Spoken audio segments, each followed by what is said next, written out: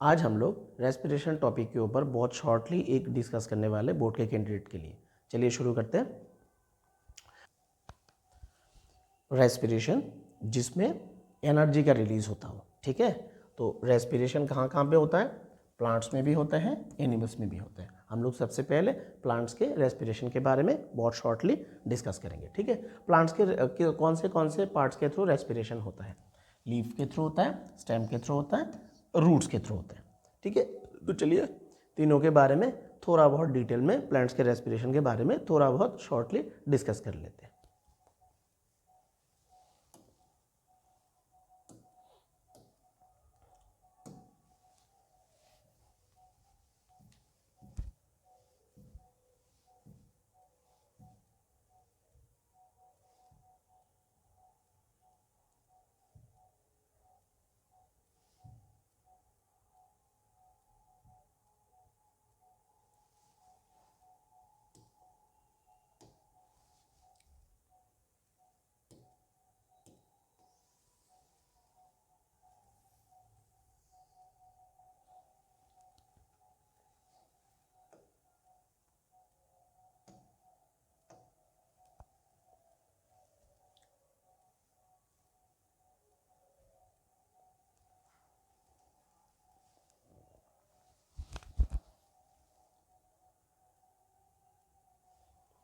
Respiration in plants, plants के leaves में respiration होता है, मतलब लीव्स के थ्रू रेस्पिरेशन करते हैं, स्टेम के थ्रू रेस्पिरेशन करते हैं और रूट्स के थ्रू भी करते हैं, ठीक है।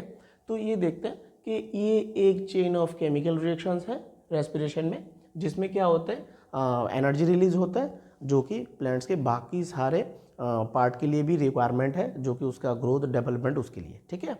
अभी ये एक बायोकेमिकल फेस है, ठीक है, जिसको केमिकल के यूज को याद रखने कि प्लांट्स उसका जो खाना जो है, मतलब जिसको हम लोग ग्लूकोज कहते हैं, कार्बोहाइड्रेट कहते हैं, वो सिर्फ ग्रीन पार्ट्स में बना सकते हैं, ठीक है, सिर्फ ग्रीन पार्ट्स में, क्योंकि उधर क्लोरोफिल होते हैं, फोटोसिंथेसिस के थ्रू वो बना लेते हैं। लेकिन वो जितना खाना बनाते हैं वो बाकी सारे पार्ट्स यूटिलाइज कर सकते हैं, लेकिन एनर्जी सभी सेल को चाहिए। जैसे जो सेल में क्लोरोफिल नहीं है, वो फोटोसिंथेसिस नहीं कर सकते, लेकिन एनर्जी सभी सेल को चाहिए, क्योंकि सभी सेल को ग्रो करना है ना, उसके जो मेटाबॉलिक सिस्टम उसको चालू रखना है। उस वजह से सभी सेल को रेस्पिरेशन की ज़रूरत है। इसका मतलब रेस्पिरेशन के लिए प्लांट्स के बॉडी में भी ऑक्सीजन की ज़रूरत है ना।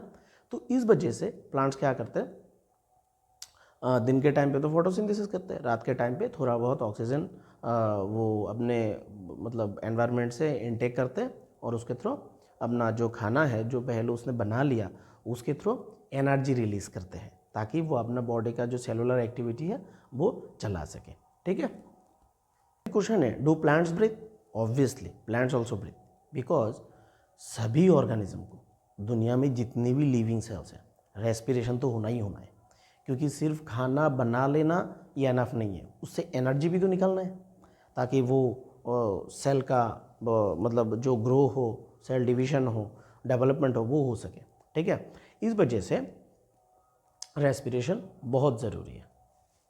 फोटोसिंथेसिस में फूड का सिंथेसाइज होता है, और रेस्पिरेशन में फूड का ब्रेक डाउन होता है कॉम्प्लेक्स सब्सटेंस में, और उससे एनर्जी रिलीज करते हैं, ठीक है। उसी एनर्जी से सेल का डिफरेंट मेटाबॉलिक रिएक्शंस होते हैं, सेल का ग्रो होते हैं, ठीक है। प्लांट्स किसके थ्रू? लीव्स के थ्रू, रूट्स के थ्रू और स्टेम के थ्रू रेस्पिरेशन करता है। अभी प्लांट्स लीव्स के थ्रू जो रेस्पिरेशन करते हैं, जो गैसेस एक्सचेंज करके रेस्पिरेशन करते हैं, वो कौन से काम में आते हैं? वो किस काम के लिए? ग्लूकोज को वाटर और कार्बन डाइऑक्साइड में ब्रेक डाउन करते हैं उसी रेस्पिरेशन से, ठीक है, ओके। अभी जो रूट से करते हैं, ठीक है, रूट्स में हम लोगों ने पहले भी पढ़ा कि एक्टिव एब्जॉर्प्शन होते हैं, है ना। तो एक्टिव एब्जॉर्प्शन के लिए क्या चाहिए? एटीपी चाहिए, है ना। तो ऑब्वियसली प्लांट्स के लिए मतलब रूट्स के थ्रू जो रेस्पिरेशन करते हैं, जो एनर्जी बनाते हैं, वो उसके मिनरल्स और जो वाटर एब्जॉर्प्शन में वो एनर्जी वो काम में वो लगाते हैं, ठीक है, एक्टिव एब्जॉर्प्शन के थ्रू। क्योंकि एक्टिव एब्जॉर्प्शन कौन सा होता है? जिसमें एटीपी रिलीज होता है, एटीपी यूज होता है, ठीक है। ये एक लीफ का क्रॉस सेक्शन है अंदर का, ठीक है। जैसे ये वाला जो जगह देख रहे हो इसको हम लोग स्टोमाटा कहते हैं, है ना। तो इसी के थ्रू क्या होता है, कार्बन डाइऑक्साइड अंदर जाता है और ऑक्सीजन रिलीज करते हैं ड्यूरिंग द फोटोसिंथेसिस और ड्यूरिंग द रेस्पिरेशन। इसी स्टोमाटा के थ्रू वो क्या करते हैं, ऑक्सीजन को इनटेक करते हैं और कार्बन डाइऑक्साइड को रिलीज करते हैं।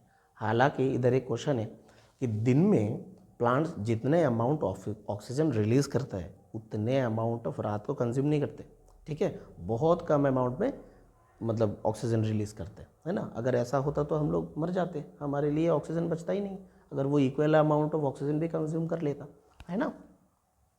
तो ये जो खाली जगह हम लोगों को देख रहे हैं, ठीक है, ये बीच का जो जगह है पूरा दैट इज मीजोफिल एरिया, ठीक है।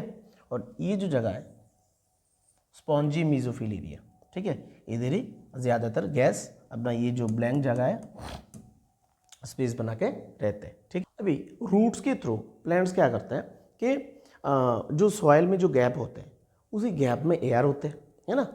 तो उसी एयर को प्लांट्स रूट्स के थ्रू भी ये ऑक्सीजन लेते हैं, ठीक है, मतलब रेस्पिरेशन के लिए। इसीलिए आप लोग देखते होंगे कि फार्मर्स लोग मतलब जो एग्रीकल्चर प्रैक्टिसेस के टाइम वो प्लाविंग करते हैं बहुत अच्छे तरीके से ताकि एयर सर्कुलेशन बहुत अच्छे हो, रेस्पिरेशन बहुत अच्छे से हो।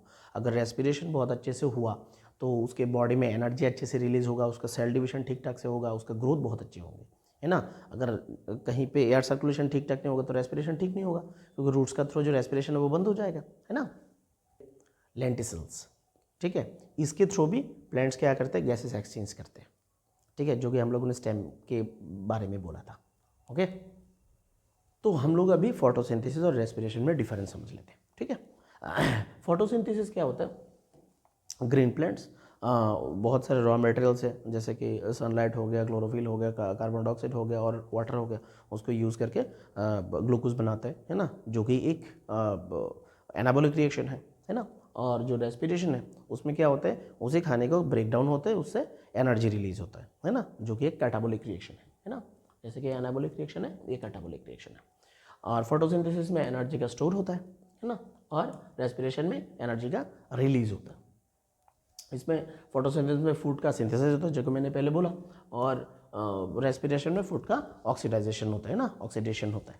ओके, तो ये और दूसरा है कि ये एक एंडोथर्मल रिएक्शन है और ये एक एक्सोथर्मल रिएक्शन। एंडोथर्मल एक्सोथर्मल क्या है, एक्सोथर्मल रिएक्शन के टाइम पे हीट रिलीज होगा और एंडोथर्मल के टाइम पे कंज्यूम होगा, ठीक है।